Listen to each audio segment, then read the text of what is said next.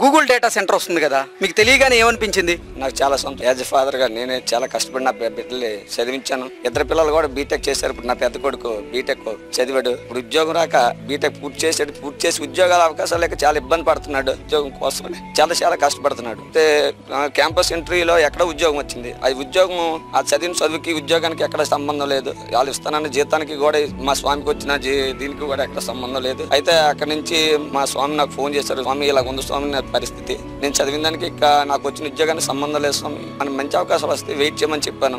అలాగే ఈ మా వార్త విన్న తర్వాత నాకు చాలా సంతోషం అనిపించింది. నేను ఎంతకాలం వెయిట్ చేశా కదా, మనకు మంచి రోజులు వస్తాయి, మన ప్రభుత్వాలు ఏమైనా అవకాశాలు తెచ్చి ఏమైనా కంపెనీలు వస్తే మంచి ఉద్యోగం వస్తారు స్వామి, నీకు వెయిట్ చేయమని చెప్పాను. అలాగే ఈ వార్త విన్న తర్వాత నాకు నిజంగా ఈరోజు నాకు కృతజ్ఞతలు తెలుపుకునే అవకాశం దొరికింది.